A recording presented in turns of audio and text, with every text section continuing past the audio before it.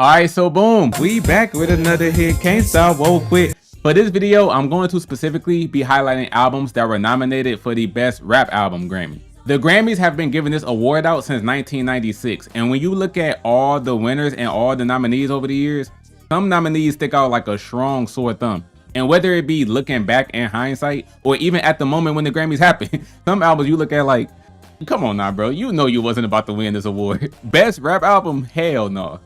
It can be because the album itself was nothing special enough to win it in the first place, or because the other nominations from that year was so strong that it makes you look at this album amongst the other nominees and go, you had no chance on winning this Grammy. Like, it's cool that you got nominated and all, congratulations, but no. I knew the moment the nominations came out that you wasn't about to win. But let's get started. But never turning Hollywood. Oh Lord, I'm tired of coming to you for the same thing. For real. I'm tired of all these niggas. For every album in this video, I'm just going to give some general information about the album, give a few of my opinions on the album, and then talk about why I don't think it would have won the Grammy in its respective year. Now, with all due respect to Glorilla, I think we all saw the nominations for the 2026 Best Rap Album Award and went, Glorious by Glorilla. Let's be real here. Some of you may have thought that because, oh, y'all just listed Glow because y'all wanted to put a girl in here, huh? Some of you others may think the album isn't good in the first place. For my opinion, here's my list of every song from the album and the tier that I would have them in if I made a song ranking video on Glow. For those of y'all who watch my worst best song series, you know which color applies to which tier and what each tier means. I'ma actually do this screen for each album on this list because I've heard all of the albums that I'm about to talk about. As a grade, I would grade Glorious a B. Not a low B, almost B minus, not a high B, almost a B plus, just a solid B. I also think it's her best project, period. I got Glorious over Anyways, Life's Great, Everything, and Most Likely Up Next. The Glorious album was a nice showcase of what we've come to know Glorilla for, using her gruff voice to talk about dealing with these niggas, how she ain't one to be played with, how she outside, and several other typical rap topics. Now y'all know the sexual female rappers are all from the same ecosystem, so she had to get a few of her cohorts on here, such as Sexy Red on What You Know About Me, Procedure with Lotto, and How I Look with Megan Thee Stallion. Honestly, How I Look with Meg is the only good song out of those three. I like the Sexy and Lotto tracks, but I think they're both just decent. The worst song on the album is Hold On, which kinda hurts me to say because I've heard both of DJ Unk's albums, Beating Down Your Block and Second Season, and this track, Hold On Ho, is a top 10 song from both albums. But when Glorilla sampled it, this track is kinda obnoxious to me when she does it.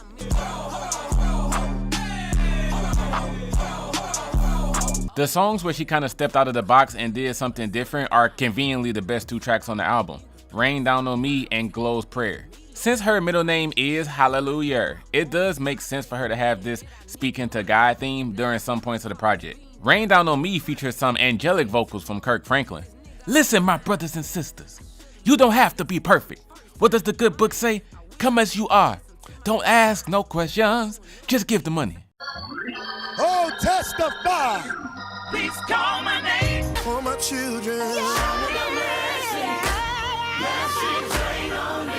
Kiera Shear sounded beautiful as well. Great song. Glow's Prayer is another great song that sees her asking the Lord for advice on how to leave and forget a man that repeatedly breaks her heart. Every time this man hurts her, she'll cry about it and then go right back, and she can't figure out why she's so attached to this man. This line is actually funny when she said, God is great, yeah, God is good. Lord, I thank you for this man, but can you come back and get him? Cause this ain't even part of the plan. The final track I want to highlight is a song that before I heard this project, I did see people say it's a great song and they were surprised that Glow can make a song this introspective. But I ain't gonna lie, I was a tad bit disappointed by it. And that's Don't Deserve with Money Long. Now, it is the third best song on the album to me, as it's a supportive friend song of telling your homegirl that she shouldn't stay with a man that's abusing her and treating her like trash. It's lyrically one of Glorilla's best songs ever, but I gotta be real, Money Long singing on the chorus does not hit for me. That nigga don't deserve my friend. I'd be like, yo singing is aight.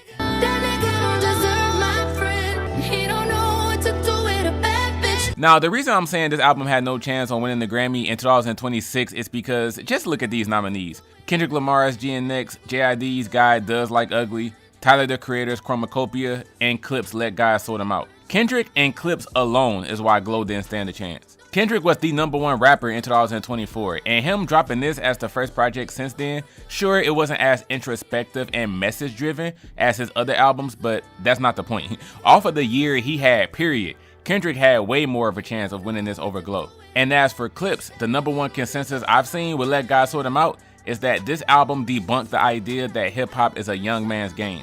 Once you pass a certain age, you should just hang it up. The young, new niggas are better than the old niggas because these old dudes ain't talking about anything that anyone wants to hear. Clips with this album put all of that to rest. As long as you lock in, you really focus on your craft, get the right producers, with your pen you write the best stories and messaging you can think of, you can be in your 40s and 50s and people will rock with you if the music is good enough. Especially because this was their first album in 16 years, these fellas got all of the critical acclaim you can possibly get for this project. While conversely, nobody is talking about this glorious album.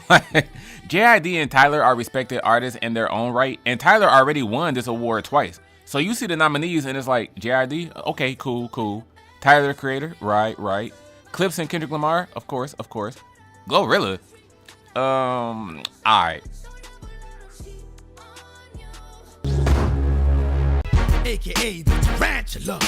Hot rhymes coming from the canister. South Carolina. This one for you. This one for who?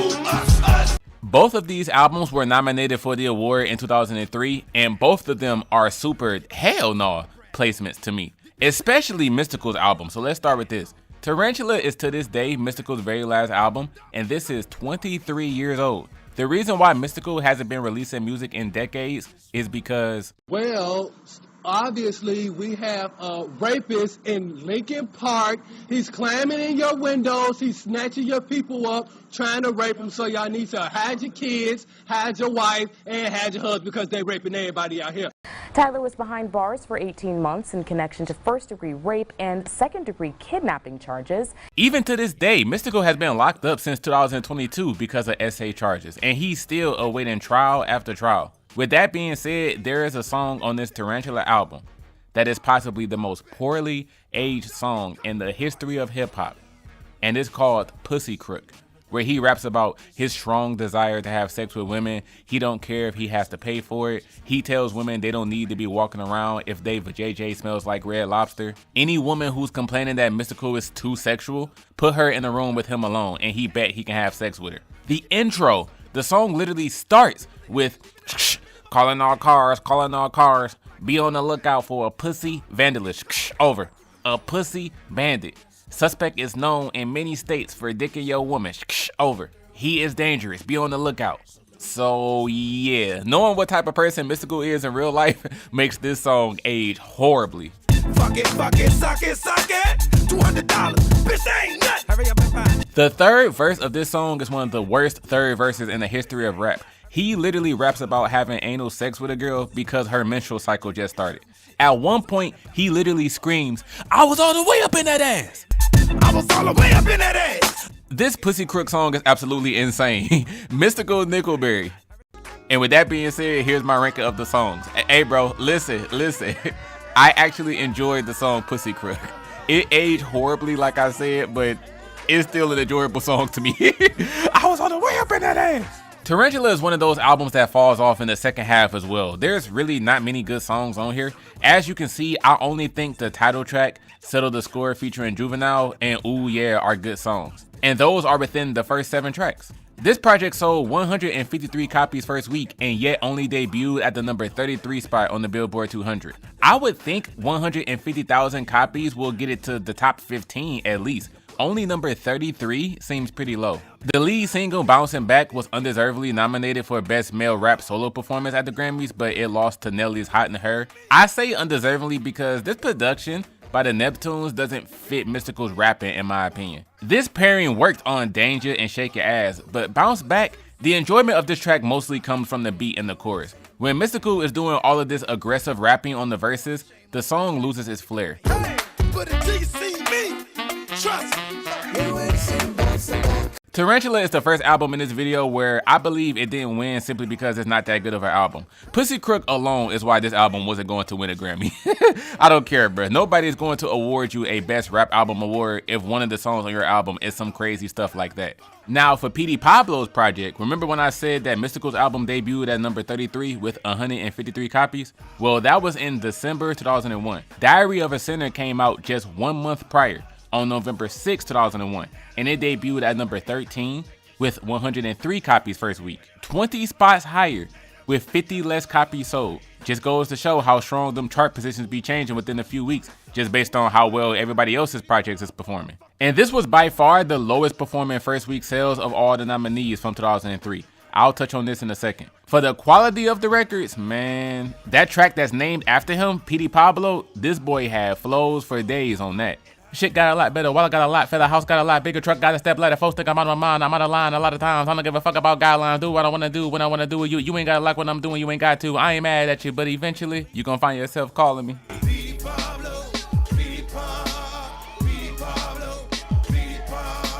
Here's my opinion on all of the songs here. PD did a marvelous job capturing his country personality with instrumentation typically used in country jazzy production, such as banjos and most notably bass lines. There are some strong bass lines on these records. It gives music you would be listening to while sitting on your front porch on a summer country day. Now, I will say some songs on the album I probably dislike because I'm not accustomed to that sound for real, like the song Fun Room. It isn't the worst track here, but it does sound very ridiculous. This beat immediately felt weird, like it didn't really match with Pablo. The chorus made this sound like a Black Eyed Peas or a CeeLo Green record.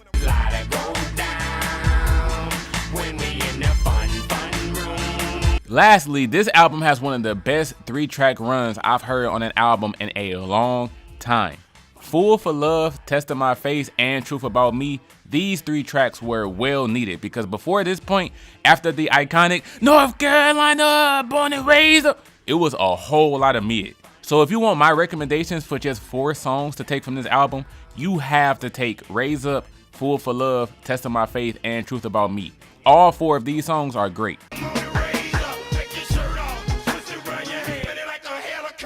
I should've known better than to be out here fucking with you. All that shit you took. Singing, be glad you're alive today.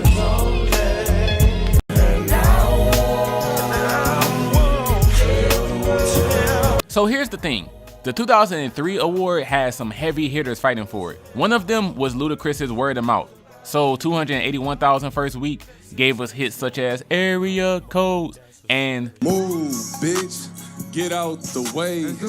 Another nominee was Nelly's Nellyville, selling 715,000 first week. Monster numbers. That album brought us Hot in Her, Dilemma, Our First Ones. These songs were way bigger than anything Mystical and P.D. Pablo had going on. And then last but not least, the winner of the award was Eminem's The Eminem Show, selling 1.3 million copies first week and brought us monumental tracks like Without Me, Sing for the Moment, Business, and a couple of others. The Eminem Show is the #1 most successful rap album of all time.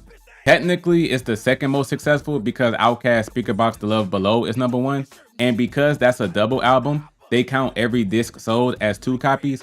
I've always thought that was some bullshit, but whatever. So when you look at these 3 insanely successful albums, Word of Mouth, Nellyville, and The Eminem Show, Diary of a Sinner and Tarantula had no chance on winning this award. You see Ludacris and it's like, yeah, that's what's up. You see Nelly, it's like, yeah, that's what's up. You see Eminem, it's like, yeah, that's what's up. But then Mystical and P.D. Pablo, it's like, we like y'all too, but no, sir.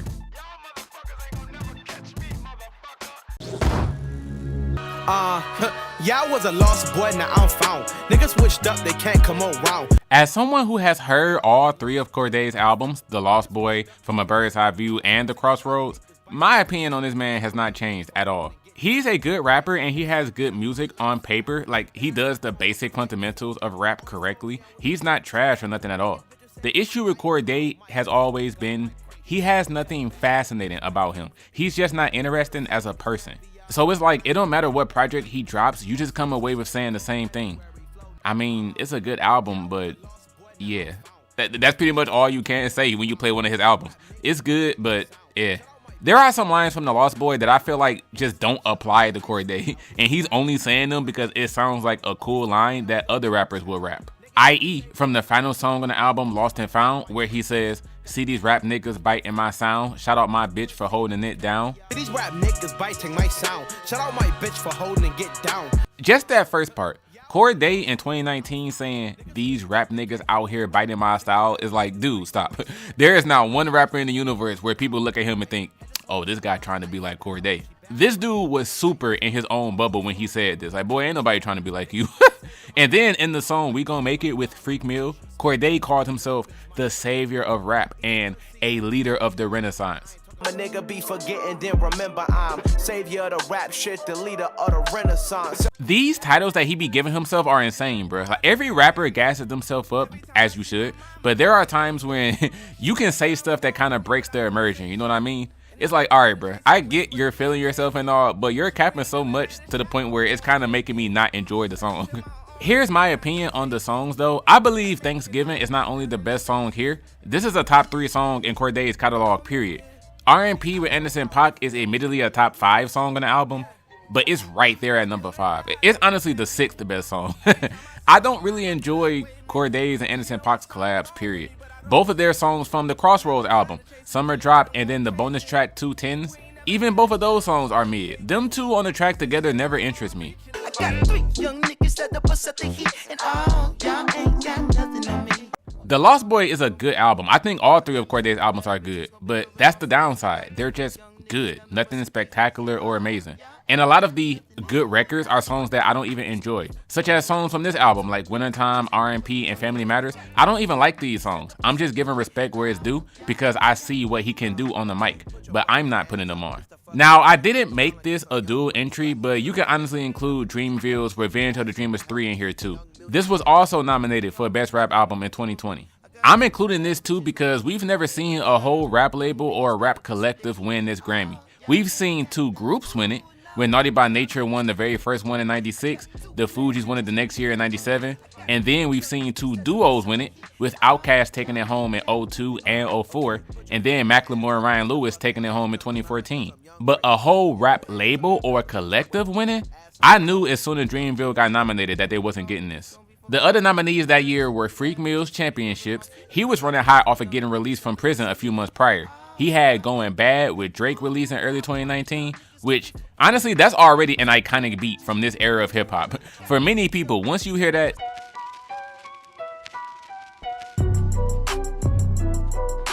you know exactly where it came from. And then we had Sir Savage the 21st with I'm Greater Than I Was. This was the project where people started giving Savage the Most Improved Player award for hip hop. By 2019, the narrative around him was that he was kind of ass and pretty boring when he first came out, but he's really been stepping it up in the past couple of years. And a hit song like A Lot featuring J. Cole being the lead single off of this album was a driving force for that narrative. Lastly, we have the winner of the award, Igor by Tyler the Creator. Albeit a controversial win, because Tyler has gone on record to say he blended so many genres on Igor that just simply calling it a rap album felt like a backhanded compliment. But either way, The Lost Boy is a good debut, but there was no way that Dreamville and then Lil Wayne Cordae was about to get it if the strong improvement of Sir Savage the 21st, the comeback of Freak Mill, and the genre blending artistry of Tyler is what they was going up against. And I've been tired of chasing dreams, but I'm gonna chase it. A little sound growing, coming and going all the time. First of all, this is the Beastie Boys in the year 2005.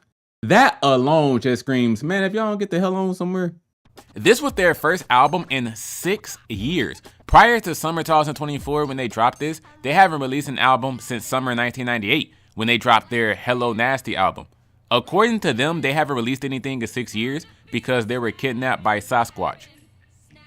I guess this is supposed to be that stoner, totally Kyle type of humor.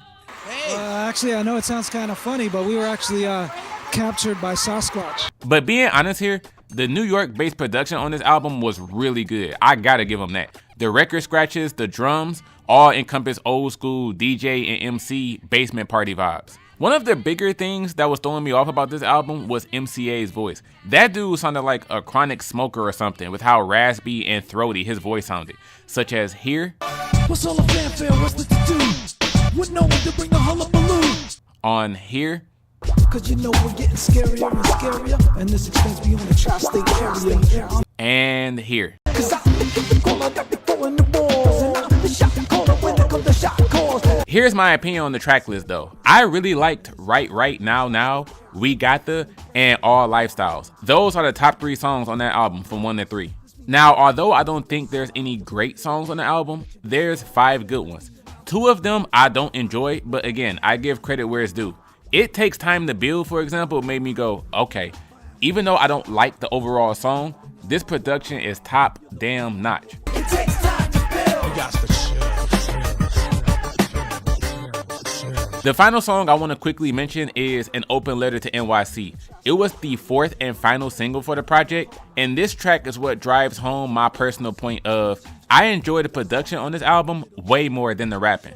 Brooklyn, Bronx, Queens, and Staten, from the Battery to the top of Manhattan. Kind of like what I said about Corday, this one is also a semi-dual entry. I didn't want to go in depth with every album that I talk about, so some of these I'll just casually mention.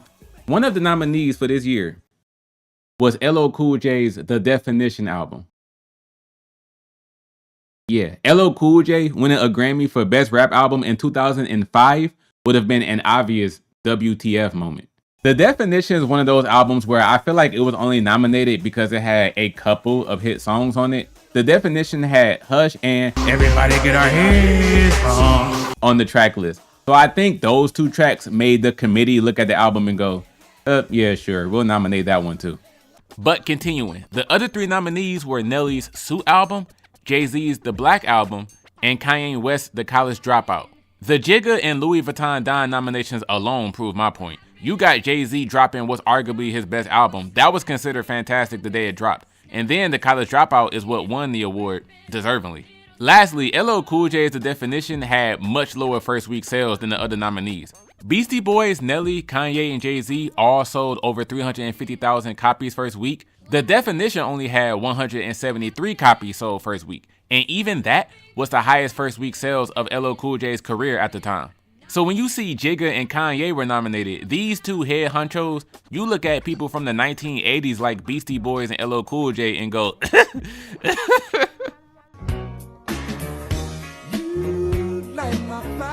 What do you think about the Beastie Boys having been kidnapped by Sasquatch all these years? Oh, wow. I did not realize that. I did not realize there were Sasquatches. And this is how it sounds. ooh, my favorite rap song of all time is from this album. That's right. Look, y'all niggas not listening. My favorite rap song of all time is on this album. So if you ever wanted to know what Amiri's favorite hip hop track is ever, you would have been able to find out from this video if I was willing to tell y'all. Now the reason I chose I Wish over all the other 1996 nominees is because Kilo is a one-hit wonder. He's a one-hit wonder. The title track, I Wish, was nominated for the Best Rap Solo Performance at that year's Grammys as well. And to this day, this is like the only song that people even remember from this man. I wish I was a little bit taller. I wish I was a baller. I wish I had a girl who looked good, I would call her. This is a short 11-song project, and I like every song on this album. That grade does not deceive you. That is a high A-, almost just an A. Even the 3 weakest songs, the Burger song, You Ain't Down, and the worst song on the album, Waiting For You, are all still decent tracks that are nice to have on. Every beat on every song is so pleasing to the ears. You cannot go wrong with the West Coast. Every beat on here, from the synthesizer to the guitars to the keyboard, everything just sounds silky and comforting to have on, such as the songs Holding On,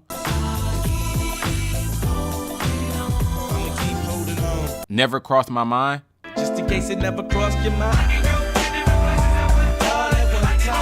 and Top of the Stairs. And everybody wants to be down with the dude on top of the stairs. Top of the stairs, yeah. As much as I love this album, when you look at 90s rap projects that were nominated for the Best Rap Album Grammy, and you consider the legacy of various artists and how everything turned out for them, seeing Skilo's I Wish just makes you go, wait, who the hell was voting for this to win? Those nominees were Old Dirty Bastard's Return to the 36 Chambers, with the legacy of Wu-Tang building up at the time and ODB being known as the most eccentric member. His first solo album was sure to have people excited. Selling 80,000 copies first week, it was critically acclaimed, while Skilo's album was getting dogged on. Next nominee was Bone Thugs and Harmony's E1999 Eternal. Them calling me Mr. Bill Collector, knitting me money, no ease up tonight.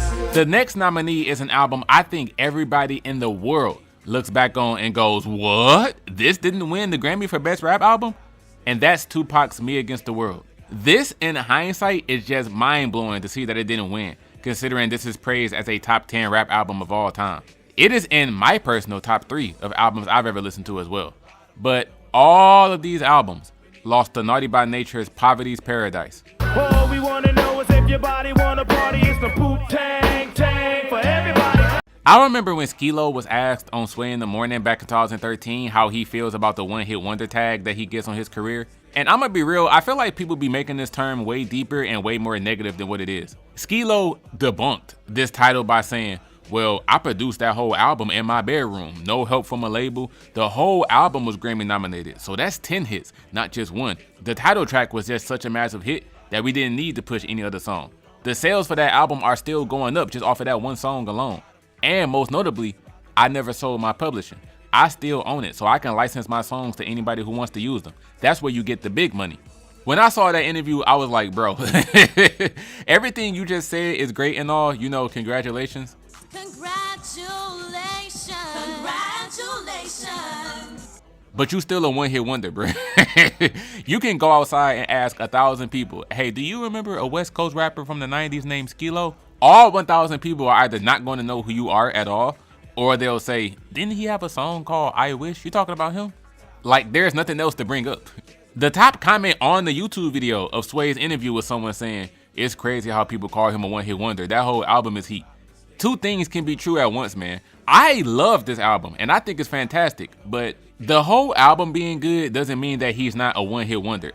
Those aren't mutually exclusive. Calling someone that doesn't mean that they only have one good song and everything else they've ever made is garbage. It's not as deep as people make it seem. So even hearing Skilo say, well, my whole album got nominated for a Grammy. I was put up there with Naughty by Nature, Tupac. It's like, yeah, you're still a one-hit wonder, bro. It's okay. In hindsight, seeing that this album got nominated in the first place is mind-boggling, considering not a single soul talks about it other than the title track.